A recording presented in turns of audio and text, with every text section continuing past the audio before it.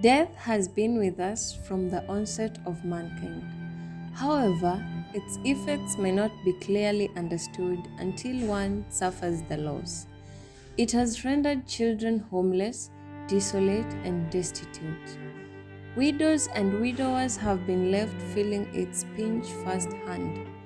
Stories have been written and said, but one hardly gets to understand this pain until they experience or meet the affected. Today, Toes Have Tales with Mondia bumped on Jane Atieno Otieno on the streets of Bamburi, just by the roadside on the entrance to Pirates Beach in the coastal regions of Mombasa, Kenya. Jane, a mother of 4, was widowed many moons back in the 90s, to be specific, December of 1995. She narrates her story with pain, remembering every details of this dreadful night when the love of her life breathed his last. But somewhat, she has made peace with this unfortunate incident. However, unknown to her, everything will take a totally different, painful turn. Naitwa Jane Atieno Otieno, nimetoka Kisumu. Unatoka Kisumu. Na familia iko aje? Uko na bwana, uko na watoto?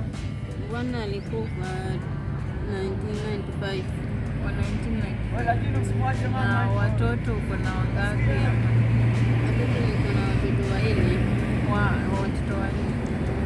Left with nothing at a young age, still at the prime of her womanhood, with mouths to feed, she remembers it's just been God. In her attempts to make ends meet, Jane begins working in a rice plantation in the Kano Plains of Kisumu County. She narrates how she was forced to wade through the sickening mud and waters, buckets of rice on her head as a porter, just in order to get something at the end of the day to carry home.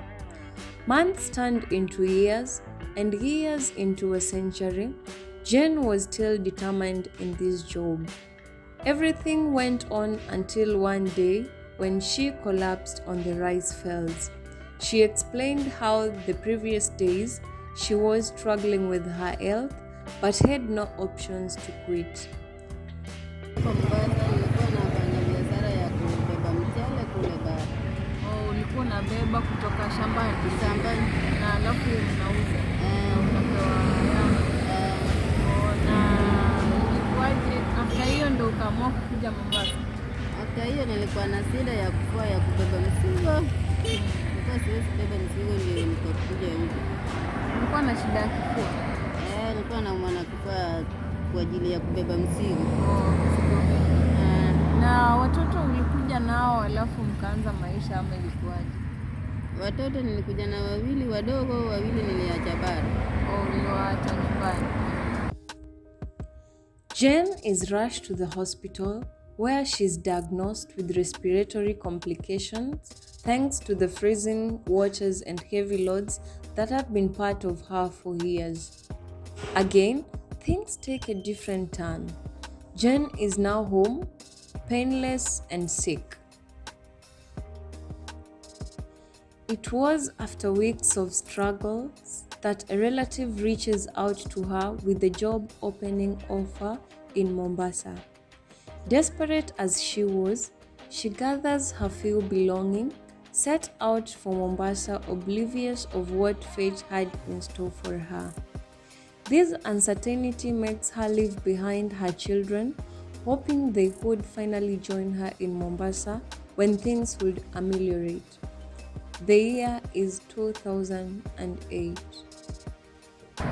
Na ukakuja huku ukafanyaje? Ilikuwaje mpaka ndio umesema ulikuwa unafanya kazi ya maid?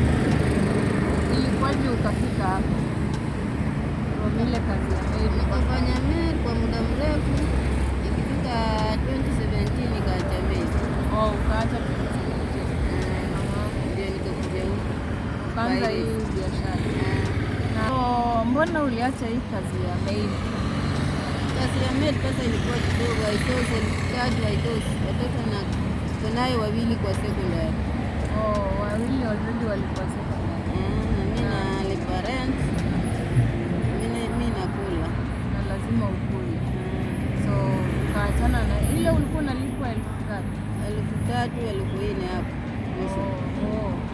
Reaching Mombasa, she is welcomed by the burning heat and aura of uncertainties. But she was determined to face fate. She is picked by her was-to-be employer, a middle-aged Swahili tycoon who informs her of her new job, a house help. Unalala huko ama unaifanya the whole day unarudi nyumbani? Nilianza ya kulala, nikafanya mwaka ile, nikaaja nikakuja ya kutoka kazini. Hiyo ndo ukafanya ukaachana nayo. Sasa ulianzaje hii ama ulifanya ukaje? Nilikuwa naanza tu na mahindi ya kuchemsha.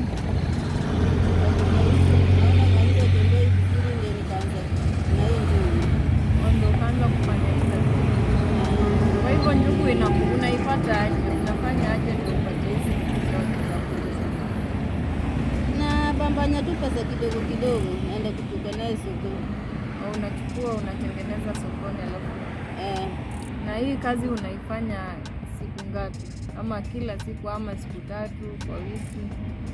Naweza kukaranga kama leo, kama soko ni nzuri na kana siku 2 na rege kutengeneza tena. Asked about her maternal home and if there is any land her deceased husband had left, she makes a heavy pause. Tears begin to form in her eyes, coagulating before making a stream down her cheeks. She looks down and amidst heavy breaths, and as if my question was a mistake, reminding her of a past painful experience, she narrates how the land issue had resulted into a conflict amongst her in-laws days before her husband's death. Ever since, she claims her in-laws have been bitter with her and not granted her a legal access to the land where her husband's remains lies. So na kule nyumbani, kule Kisumu sasa, una ardhi, una ile land ambayo ni yako ama inakuwaje? Ilikuwa, lakini hiyo ilikuwa imeleta shida ya kifo ikaingia. Walikuwa nang'ang'ana sana. Kifo ya nani? Ya bwanangu. Sasa baba yao walikuwa na mabibi 4. Kwa hivyo kukakuwa na walikuwa nang'ang'ana sana. Ndio wakakufa. Jane is left behind with 4 children. The first child is currently training to be a watchman. The second, she says, is stranded in his undergraduate program, having called off several times due to lack of school fees. The third has just completed his secondary education and lacks the fee to join college. The last child and the only girl is currently a candidate who hopes to join a good high school in Kenya.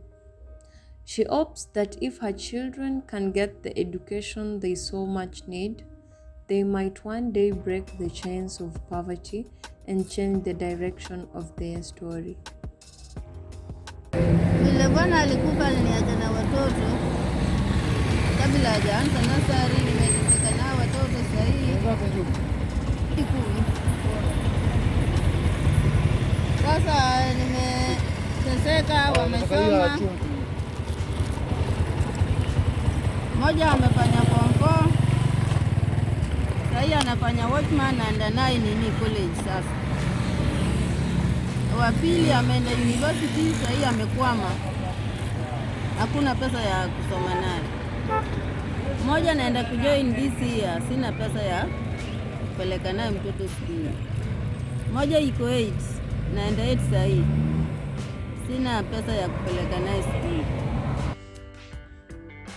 By the time of sharing this story, Jane had a 3-month rent arrears, something she says has brought friction between her and the landlord, as she has received many notices, with the latest one being a vacation notice. Anyone willing to reach her can do so through her contact indicated below and also provided in the description. Aya, pesa ya nini ya rent, hata sasa hivi nimekwama, nadaiwa sijalipa rent. Kula pia ni ngumu, maisha Sara sahii atembei.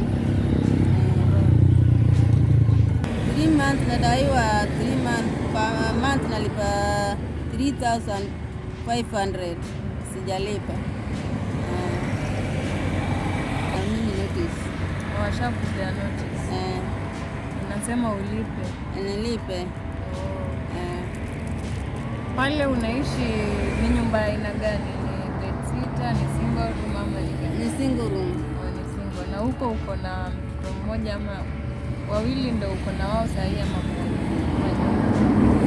Kuna wawili. Jane today is here at the entrance of PCEA Church, Bamburi, just a few meters from the road leading to the famous Pirates Beach. We find her calm, but seemingly lost in deep thoughts. But she is welcoming. Before her, a collection of products of sale, packets of groundnuts, lollipops, a handful of chewing gums, and a few cigarettes. The overlooking road is busy, full of heavy trucks and expensive cars making their entrance turn to the beach. As we greet her, we buy ourselves a packet of groundnuts. Her eyes are full of hopes despite the many challenges she's faced. She looks determined that somehow, one day, one time, her life will take a turn again. Maybe this time for a permanent better. Mimi napenda msaada ya masomo ya watoto na kulipa rent. Watoto wasome. Watoto wako wasome. Na upate rent. Maana nimesaa toka mbali na hawa watoto, lakini saa hii dakika ya mwisho wamekuwa maafu. Wamekuwa hiyo. Na hii biashara yako unaweza tu endelea nayo ama inakuwa? Naendelea nayo kidogo. Maybe ukipata kuongeza tu stock sasa. Naweza kuongeza. Sawa. Sasa hii hata ni kuongeza. Biashara atembei. Itembei, si mzuri. Na sasa mtu akitaka kureach in person, wewe utakuja, unaweza patikana hapo. Naweza kupeana namba ya simu. Uko na simu? Si basi unaweza tuambia namba yako ya simu. 0713 074226. As we leave, we promise to pay her a visit again next time. She asks us and hopes her story will reach the world, touch someone, and inspire a soul in any possible way. The sun is sinking in the lower horizon. It's time to leave. This is Toes Have Tales with Mondia. Until next time, it's a goodbye from us.